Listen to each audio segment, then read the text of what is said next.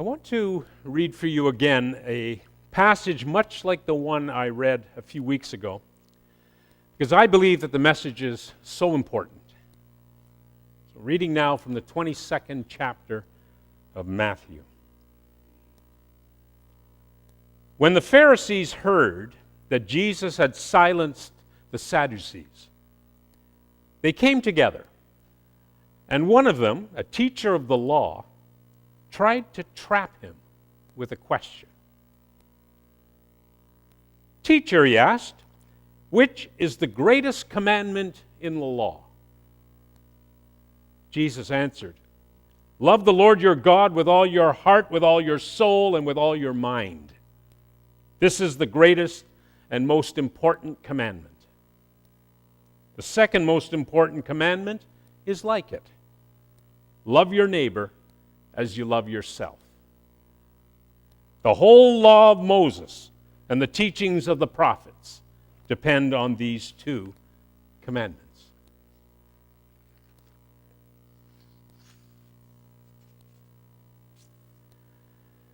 What would you like? It's a question we've all been asked at least 1,000 times in our life. The waitress at Dock 21 comes up to your table and asks, "What would you like today?" And you reply, "The perch platter, please, with fries and coleslaw and maybe a little salad on the side." The store owner, who's having a terrible day, snaps at a young boy standing at the counter. "Well, what would you like? I haven't got all day."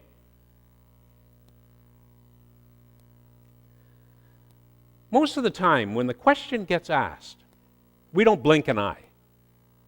We answer it easily. But that same question can be taken in more than one way, can't it? What would you like? Sometimes that simple query can pack a punch. Perhaps you've been speaking to your wife or to your husband or perhaps to your therapist. You've been talking for who knows how long about the things in your life that upset you, that bring you down, that seem out of joint. You may even be going through a midlife crisis, feeling that your job is no longer challenging, that your whole field of work perhaps no longer seems to fit you the way you once thought it did. You think, maybe you need a change. Finally, you get to the point where even you don't know where you're going. And all that you're thinking and saying. And so your husband, your wife, or your therapist breaks in and asks, "Well, what would you like to get out of life? What is it that you would really, really like?" And suddenly, the commonplace question asked by the waitress and by the store owner, it seems to carry more weight, doesn't it? What would you like? What is the deepest longing in your heart? When the lights go out and the busy world is hushed and the curtains are drawn and the blanket is pulled up under your chin, as you lay in the calm of the night, unable to sleep, what is it that you would like in your life most of all? What do you think about, pine for, wish for, hope for? Right? What would you like to have above everything and anything else?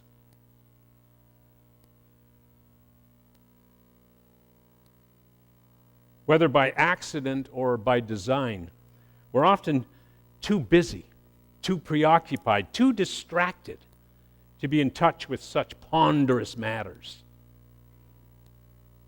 We often keep ourselves from listening to our deepest yearnings.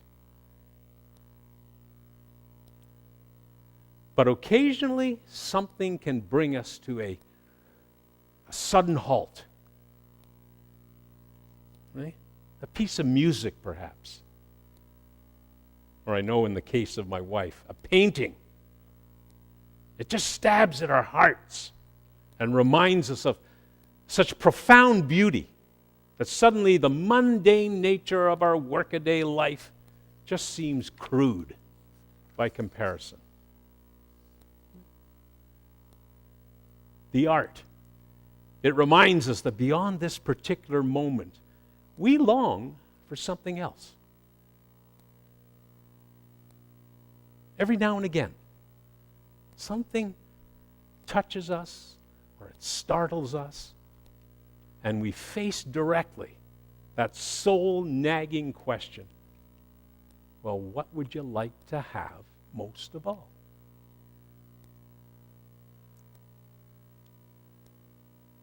By now, you must be wondering what all this has to do with the gospel passage I read this morning. After all, neither Jesus nor anyone else in our reading touches on anything remotely like the question, what would you like?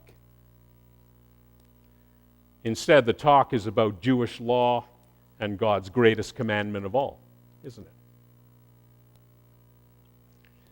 But seen from the right angle,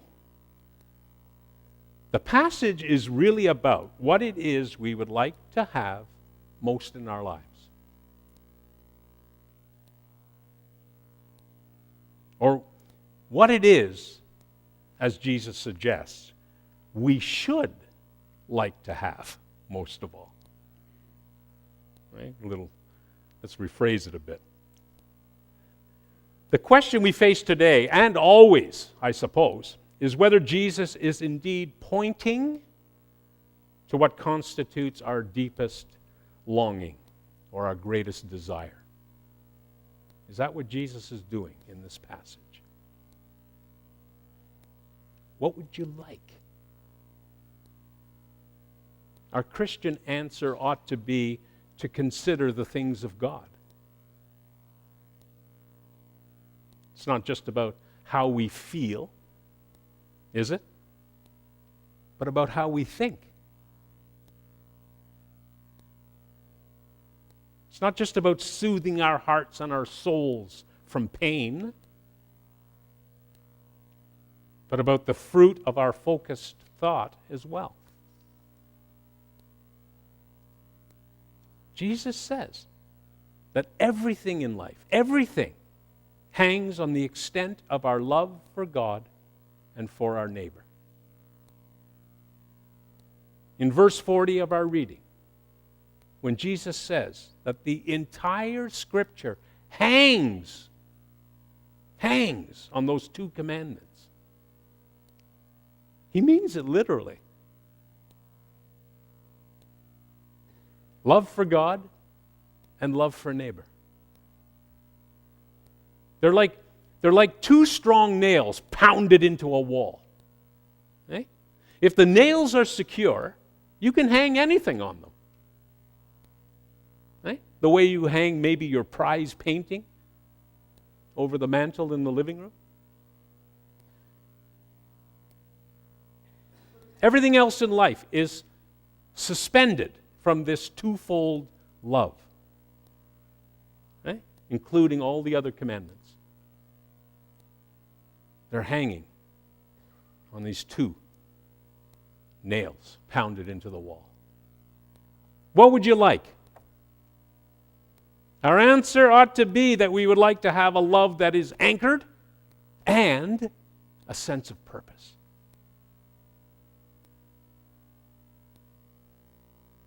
We should want to use our bodies, our minds, our hearts, our souls in ways that fit somehow into creation's flow, right? And with God's will for the world. As Christians, that's what we ought to like more than anything else. We should want to love God with everything we've got and to love our neighbors as ourselves. Those are the two nails. We should like to have, above all else, peace. We should like to have a right ordering of life, a sense that things are in their proper place, they're properly aligned, a sense that the way each thing is interacting with each and every other thing is contributing to the larger goodness and the wholeness of a universe.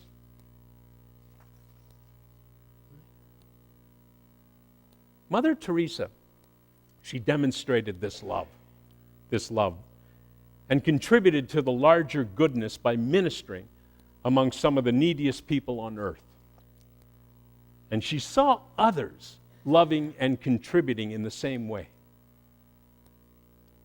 She once went into a hovel where all she saw was the hollowness of children's eyes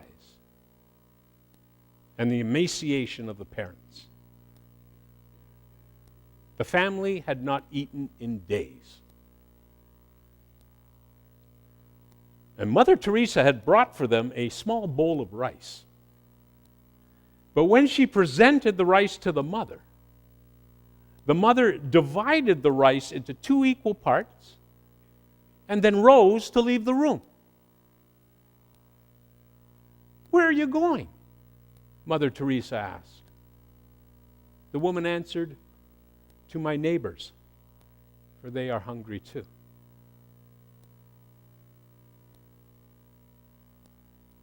The mother did not enjoy the affluence that we take for granted.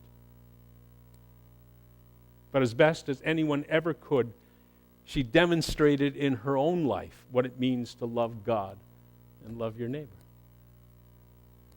Right? So I'm going to ask it again. Why not? So what would you like to have most in your life, friends? What is it? Is it to love the Lord your God with all your heart, with all your mind, with all your strength, with all your soul? And to love your neighbor as yourself? Is it? Something tells me that deep inside you want God to be the all-encompassing in your life. I believe that. It's in your heart. Because at some fundamental level, you know that God is all-encompassing in life. In the deepest corner, the far back recess of your heart, you already know the answer to the question, don't you? But if you haven't done so before, come home to God. Connect with God. Join into God. Fall deeply in love with the mystery that is God. Let God dwell within you and between you and your neighbor. Because in doing so, you may discover just what it is you would really, really, really like to have in your life. You may discover that loving God and your neighbor is really what is going to give your life meaning and purpose and the wonderful sense of beauty that we all long to experience.